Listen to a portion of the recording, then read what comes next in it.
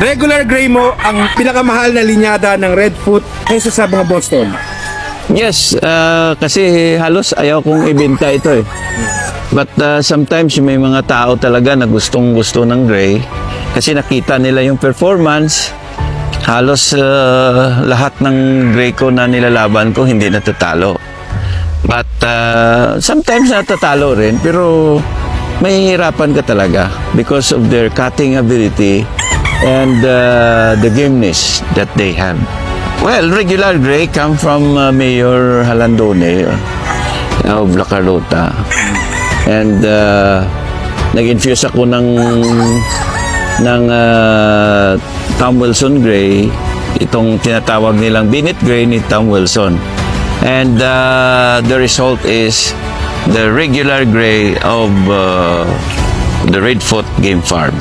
Yung gray kasi, ang ginagawa ng iba na pang-infuse. Yung parang so easy for them na i-infuse nila doon sa bloodline na nagsisimulang mag-deteriorate. Kasi napaka-tapang nitong gray na ito. Well, when I started reading, nandito na yung gray kasi yung the late mayor, niregaluhan ako noon when I was still a hunter and gaffer of them, no? Sina Johnny Halandone, sina Felix Trebol, sina Jubilano Iba, lahat yan grupo at ako ang handler gaffer. Sometimes bodyguard. I was then a police officer that time. Ang term ng regular baka nanggaling doon kung paano siya lumaban. Mag-ano lang siya, babato-bato lang siya ng palo sa'yo. Kaya lang, napakatalim ng paa niya.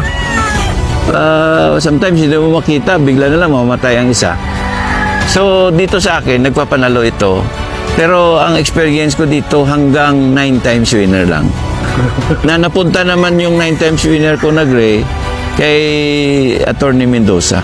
Niregalo ko sa kanya. Ang pinakababa na panalo nila 3 times winner bago sila mamatay. So, pwede mong ibalik-balik. Kaya nga, nung I breed this to the lemons and parang unbeatable sila. So, I stopped breeding them kasi nawawala na yung pangalan ng Boston. So, I stopped breeding them and go back to the Boston side, the Boston Lemon. Now, sumikat si Carol Nesmith because of the Boston Roundhead. Kasi yung ginagamit niya is a yellow-legged. Ang yellow-legged hats. Ang yellow-legged hats, according to them, is a 3/4 Boston, 1/4 brown red. So, yun ang history ng, na may bigay ko lang ng konti sa viewers. Available siya pero kukunti lang. Hindi yung lahat ng makakuha.